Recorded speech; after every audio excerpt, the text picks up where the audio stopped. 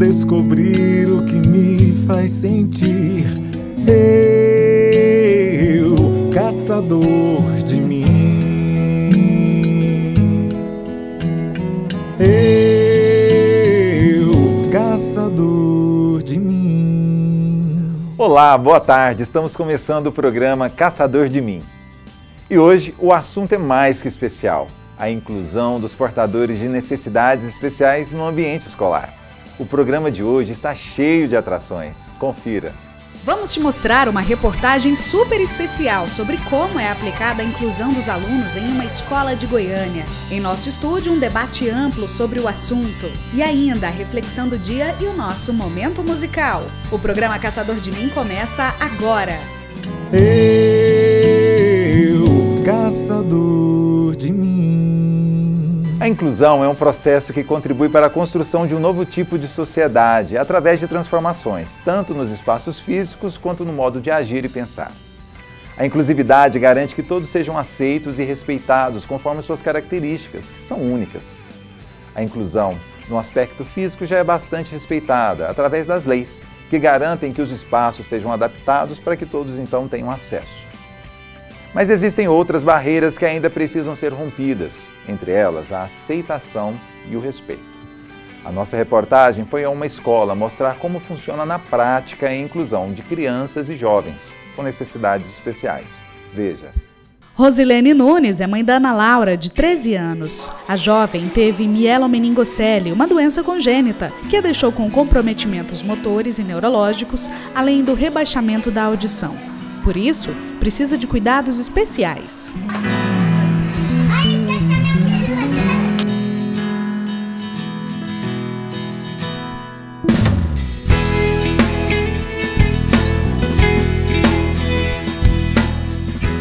A jovem sorridente está no 5º ano do ensino fundamental. Estuda em uma escola inclusiva, ou seja, que além do espaço físico adequado, possui um corpo docente preparado para alunos com necessidades especiais.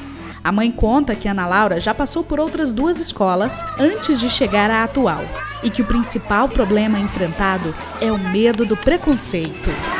Então, assim, já fui aberta, né? Todas as informações que a escola me pediu, eu dei a elas, né? De como trabalhar com ela, porque às vezes a escola tem um pouco de receio de não receber as crianças especiais, porque às vezes, sem querer, a gente tenta esconder algumas informações por medo da escola não receber essa criança. Ou então falar para você, olha, é uma criança muito complicada, nós não estamos preparados para receber. Rosilene diz que a filha melhorou muito após a entrada no ensino regular e que a autoestima e a autoconfiança de Ana Laura aumentaram muito. Que ela conseguiu assim se aceitar melhor, a socialização dela com as outras crianças facilitou muito o aprendizado dela. As crianças do convívio dela, porque ela teve crianças também, alguns amigos que eram especiais, mas os amigos dela que não eram especiais, eles ajudaram bastante ela, estimularam a todo momento. E assim, eu percebi que a minha filha amadureceu muito, né? E também os amigos dela em volta também amadureceram, porque eles aprenderam a conviver com o diferente. E até mesmo diante das dificuldades que a minha filha tem, por ela ter problema neurológico, né? E ter assim, dificuldade, por exemplo, em matemática, eu percebo que os amigos são muito solidários em estar com ela no momento de uma dificuldade. E isso faz com que a autoestima dela fique elevada e ela chega em casa com muita vontade de aprender mais e mais. Se às vezes ela tem alguma tarefa que por um motivo ou outro, ou por uma consulta, a gente não realize, ela não dorme enquanto a gente não realiza essa tarefa. Então ela quer sim trazer como os outros alunos. Então ela tem assim, muita responsabilidade e eu percebo assim, que esse gostar de estudar, a partir do momento que você encontra uma escola que ensine realmente, introjeta isso na criança e ela te dá respostas.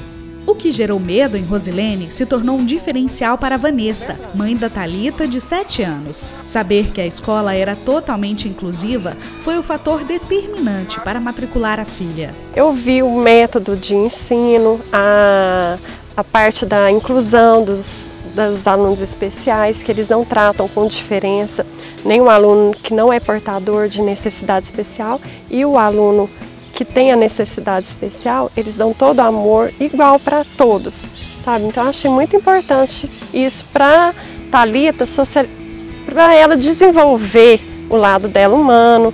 Eu achei muito bonito essa parte, então eu optei por isso. A lei que regulamenta que todas as escolas de ensino regular sejam inclusivas é de 1996 e assegura que crianças e jovens especiais tenham o direito ao ensino especializado e gratuito. Ou seja, as escolas municipais e estaduais devem oferecer ensino a todos. Na prática, ainda falta um longo caminho a ser percorrido. Dados do Instituto Brasileiro de Geografia e Estatística, o IBGE, mostram que 47% da população brasileira com mais de 5 anos e que tem deficiência intelectual é analfabeta. Para as pessoas com deficiência visual, esse número cai para 18%. 24% de analfabetismo para os deficientes auditivos e 28% para os que têm dificuldades motoras. De acordo com pais, psicólogos e psicopedagogos, a escola totalmente inclusiva traz inúmeros benefícios para todas as crianças. O aprendizado acaba sendo uma via de duas mãos. Porque o professor, ele é quem vai fazer toda a adaptação para a criança que tem a necessidade educacional especial. Então ele vai seguir com o planejamento dele, né, seguindo as diretrizes curriculares, o planejamento anual. O conteúdo ele é cumprido para aquela série, né, em questão, porém aquela criança que tem a necessidade educacional especial, o professor ele vai adaptar aquele planejamento para aquela criança que tem uma necessidade. Nós queremos integrar esses alunos na sociedade. É isso que a gente precisa, mostrar para eles que eles têm capacidade, que eles são funcionais. Tanto o aluno normal quanto o aluno inclusivo. Então, é essa questão mesmo, trazer eles para a sociedade, sendo indivíduos úteis e mostrando que não há necessidade de preconceitos. E eu acho que tem que ter a inclusão para a criança. Hoje a gente não tem isso onde a gente vive. A sociedade é muito preconceituosa ainda. Eu acho que tem que ter essa valorização e essa inclusão, sim. E no próximo bloco, uma entrevista sobre a inclusão nas escolas. Voltamos em instantes. Até já. Estamos de volta com o programa Caçador de Mim. E comigo no estúdio, a psicopedagoga, mais uma grande educadora, Albertina Bringel. Boa tarde, Albertina. Boa tarde, Haroldo. Posso te chamar de tia Albertina? Sim, com certeza. Então, tia Albertina, diz pra gente quais são os principais entraves ou obstáculos que precisam ser removidos a fim de que nós consigamos promover a inclusão no ambiente escolar. Então, Haroldo, a inclusão eu acho que é um dos limiares da verdadeira educação, porque a educação é sinônimo de igualdade, de crescimento, de transformação. Então, essa inclusão na escola, ela não tem que ser feita só na interação social. Ela tem que ser um todo, uma formação integral. E tanto ganha o aluno em que não tenha nenhuma dificuldade ou o portador de alguma necessidade. E o maior entrave é o entrave social. A família tem como visão de que, por a inclusão ser uma lei e não um princípio educacional, ela vê que a inclusão acontecer na escola, ela coloca como que a escola fica comprometida no seu aspecto cognitivo.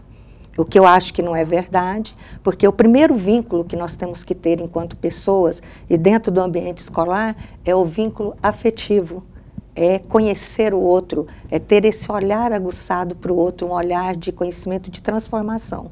Então, a partir daí, a família pensa que você receber um aluno que ele tenha qualquer dificuldade vai fazer com que a escola perca a visão do conhecimento, de aplicar o cognitivo e, ao mesmo tempo, tornar-se uma escola, num termo mais simples, fraca, o que não acontece. Eu acho que é pelo contrário. A escola sempre ela vai ter o embasamento de oferecer o melhor ao aluno e respeitar esse aluno com dificuldade para que ele vá desempenhando o seu talento, as suas habilidades, crescendo, ao mesmo tempo tendo a ajuda do outro aluno para esse caminhar. A senhora abraçou esse tema como uma missão de vida, né? Sim. E eu acredito que poucas pessoas tenham condições de nos dar aqui relatos práticos de resultado no contexto da educação, por ter, né, uma criança especial ou um jovem especial convivendo com outras crianças. Quais seriam, então, os ganhos mais efetivos que se percebe no dia a dia? Bom, para o aluno inclusivo, seria o respeito, a oportunidade de mostrar a sua capacidade, de ter um desenvolvimento, de ter a oportunidade de uma melhor relação social e mercado de trabalho também, porque a gente pensa só na criança, mas ela vai crescer. E quando ela for um jovem, ela estar no mercado de trabalho e sobreviver feliz. É a parte mais importante, mas também para o outro aluno é a questão do respeito, do conhecer, de valorizar, se valorizando o outro também, de começar a ver que ele pode ser transformador, que ele pode ser solidário, que a compaixão, a gratidão, o amor, o respeito, ela faz parte da educação, não só como valores éticos ou morais, mas até no conhecimento, para que você possa ter uma leitura de mundo aguçada, entendida e possa dali tornar sólido o seu conhecimento. Tia Bertina, para além do ambiente escolar, né, uma pessoa que também exerce um papel fundamental de orientar a sociedade já na semente, né, da educação, mas que convive também no mundo prático. Quais seriam as suas sugestões, assim, para um despertar de ações, talvez linkadas a políticas públicas ou mesmo em relação à sociedade, para que esse preconceito, né, essa visão nova em relação ao especial também se efetive? Em primeiro lugar, eu gostaria de convocar, né, buscar aos outros educadores, às outras instituições, a levantar essa bandeira, a bandeira da inclusão, ou seja, de respeito ao outro, de amor ao outro. Em primeiro lugar, não vamos olhar a escola só como um ambiente de conhecimento, vamos olhar agora como formação de pessoas, de transformação para um mundo melhor. E a educação é a instituição mais forte, mais até do que os órgãos governamentais, porque parte-se da família e a primeira instituição que vem após a família é a escola. E se a educação levanta essa bandeira, nós somos muito fortes. Então, o que precisa é dar as mãos, ter a coragem, saber quebrar esses paradigmas, buscar novos conceitos e ter a coragem de ser transformador, visionário. Buscar aí, eu tenho certeza que os frutos, eles são muito bons. Eu sou de uma geração que o paradigma era sempre o QI, né? Coeficiente intelectual. E a gente hoje já percebe a importância de desenvolver outros coeficientes, como, por exemplo, o emocional. Isso. Né? Para a criança que tem a oportunidade de ter uma outra criança especial no seu dia a dia, como se dá esse processo desse desenvolvimento emocional na prática, na escola? Ela começa a ter oportunidades de ver o mundo com um olhar diferente. Ela busca olhar no outro a si. Então, por que essa diferença não empata de eu me relacionar com ela, amá-la, participar com ela e ser ajudada até por ela? Eu gostaria de colocar só um relato aqui, que é algo que me marcou. Há 2 anos atrás, quando eu recebi uma criança de 6 anos, uma menina, e ela veio fazer a matrícula. Então, como a escola tem que ser inclusiva, você não tem que chegar para a família e falar, olha, você vai encontrar outros portadores diferentes do seu filho, já que isso é algo normal na escola. Ele não é um diferencial, é para ser uma igualdade. E a criança foi matriculada e um dia a mãe precisou levar um lanche à escola. E quando ela chegou, viu a sua filha brincando com outras crianças que eram portadoras. E ela questionou, filha, você não falou para a mamãe que você tinha coleguinhas diferentes. E a mãe passou esse relato para nós na primeira reunião de pais após esse fato. E ela disse, aprendi a viver com a minha filha de 6 anos, porque ela só respondeu para mim, e se fosse eu, mamãe?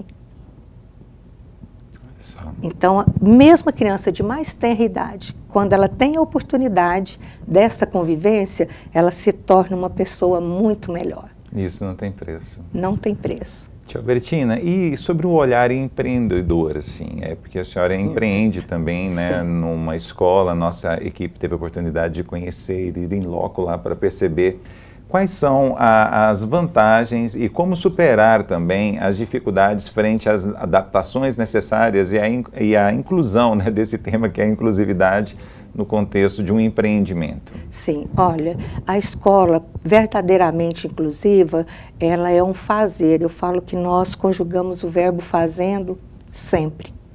Todos os dias você descobre uma necessidade para dar mais conforto, mais tranquilidade e condições do desenvolvimento dessas crianças e jovens.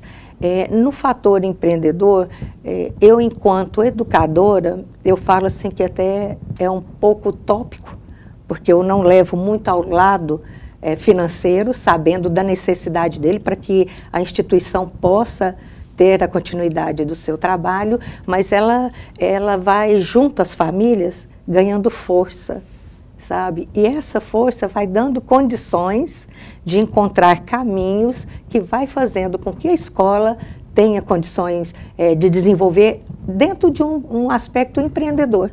Então, assim, também nós não podemos ver tudo na inclusão como um fator gasto, dificuldade, porque se você usar a sua criatividade, tá, dentro do ambiente, envolver com os cuidados necessários junto aos alunos de melhorar o ambiente, cuidar desse ambiente, reproduzir, reciclar, usar essa criatividade, nós vamos fazendo tudo. Então, o CIEM, ele não tem nenhuma ajuda governamental, nenhuma ajuda de nenhuma empresa, nada, mas nós temos uma grande ajuda, que é a família CIEM.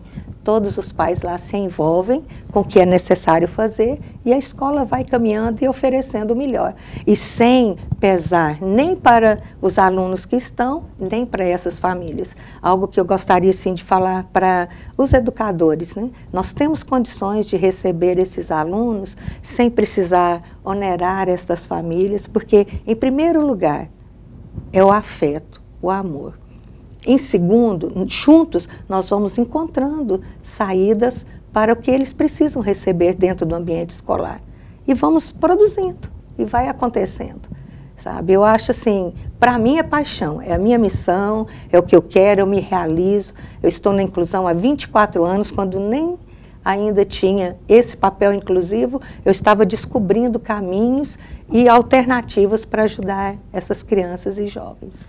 Eu queria convidar a senhora a fazer as suas considerações finais, né, sobre esse tema tão bonito e tão importante que é a inclusividade. Bom, em primeiro lugar, eu quero agradecer a você por essa oportunidade de estar aqui para contar desta experiência, para tocar no coração de outros educadores, para que eles tenham sede, vontade de conhecer essa experiência, que eles têm certeza que eles vão se apaixonar, é gratificante. Nós, como educadores, eu acho que é a razão de ser educador. Porque uma criança, um jovem hoje, de acordo com a tecnologia, com tudo que o envolve, se ele buscar, ele vai aprender sozinho. Mas para ele educar, se transformar, fazer, ele necessita de estar de mão dadas com o outro. E socialmente também. Uma criança, um jovem hoje inclusivo, para nós ele tem que ser motivo de alegria dessa participação, porque nós vamos aprender com eles de que damos conta de fazer uma vida melhor e sermos melhores. Tia Bertina, eu quero agradecer muito em meu nome, em nome de muitos pais, de muitas crianças, de muitos seres que têm despertado para uma vida muito melhor a partir de gestos tão amorosos como o seu. De outros tantos, né? Anônimos que fazem a diferença no nosso país e na nossa vida. Muito obrigado. Obrigada a você. E o programa Caçador de Mim vai para um breve intervalo. Voltamos em instantes. Até já. E nós estamos de volta com o programa Caçador de Mim. E agora é a hora da nossa reflexão do dia. E hoje nós teremos um lindo texto retirado da internet com o título Ser mãe de uma criança especial é um chamado de Deus. Você alguma vez já pensou como Deus escolhe as mães das crianças especiais? Eu já. Uma vez, visualizei Deus pairando sobre a terra, selecionando seu instrumento de propagação com grande carinho e compassividade. Enquanto observava, ele instruía os seus anjos a tomarem nota em um grande livro. Para Beth, um menino, anjo da guarda Mateus. Para Miriam, uma menina, anjo da guarda Cecília. Para Regina, gêmeos, anjo da guarda Geraldo. Ele já está acostumado. Finalmente, ele passa um nome para o anjo, sorri e diz: dê a ela, uma criança deficiente. O anjo, cheio de curiosidade, pergunta: por que ela, Senhor? Ela é tão alegre. Exatamente por isso, diz ele. Como eu poderia dar uma criança a uma mãe que não sabe o valor de um sorriso? Seria cruel. Mas será que ela vai ter paciência? Eu não quero que ela tenha muita paciência, disse Deus, porque aí ela se afogará no mar de autopiedade e desespero. Logo que o choque e o ressentimento passarem, ela saberá como conduzir-se. E eu a estava observando hoje. Ela tem aquele forte sentimento de independência. Retrucou o anjo: ela terá que ensinar a criança a viver no seu mundo e não será fácil. Além do mais, Senhor, acho que ela nem acredita na sua existência. Deus sorri e diz: não tem importância. Eu posso dar um jeito nisso. Ela é perfeita. Possui o egoísmo no ponto certo. O anjo engasgou: egoísmo? E é isso, por acaso, virtude? Deus acenou que sim. E acrescentou: se ela não conseguir se separar da criança de vez em quando, ela não sobreviverá. Sim, esta é uma mulher que abençoarei como uma criança menos perfeita. Ela ainda não faz ideia, mas ela será também muito invejada, sabe? Ela nunca irá admitir uma palavra não dita. Nunca considerará um passo como uma coisa comum. Quando sua criança disser mamãe pela primeira vez, ela pressentirá que está presenciando um milagre. Quando ela descrever uma árvore com um pôr do sol para o seu filho cego, ela verá como poucos já conseguiram ver a minha obra. Eu permitirei ver claramente coisas como ignorância, crueldade, preconceito e a ajudarei a superar tudo. Eu estarei ao seu lado a cada minuto de sua vida porque ela estará trabalhando junto comigo. Bom, disse o anjo, e quem o Senhor está pensando em mandar como anjo da guarda? Deus sorriu e disse: dê a ela um espelho, é o suficiente. E eu quero lhe agradecer por mais uma vez nos permitir adentrar a sua casa. E quero lhes convidar a ouvir na poesia dessa canção um convite tão importante para o tema do nosso programa, a regeneração.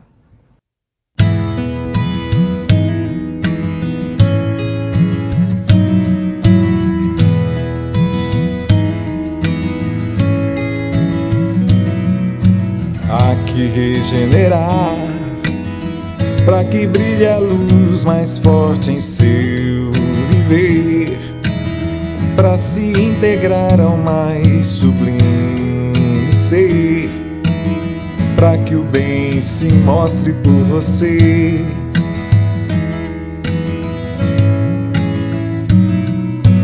Tanto para corrigir, que bom que a solidão não fez de nós seu lar. Temos tanta gente para nos ajudar. É só seu coração se entregar.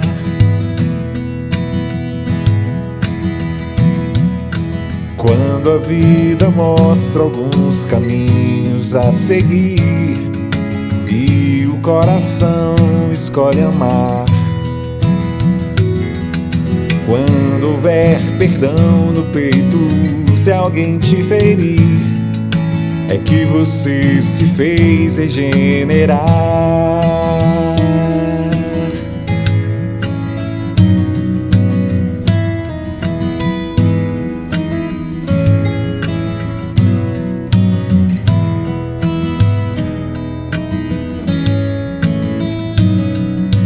Há que regenerar, para que brilhe a luz mais forte em seu viver, para se integrar ao mais sublime ser, para que o bem se mostre por você.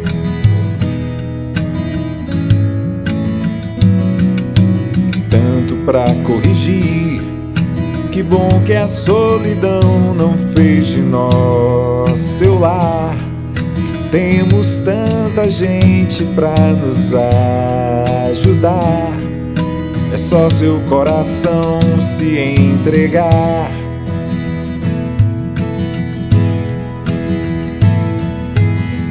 Quando a vida mostra alguns caminhos a seguir e o coração escolhe amar.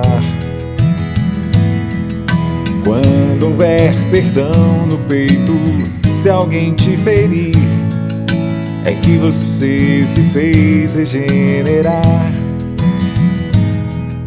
É que você se fez regenerar. É que você se fez regenerar.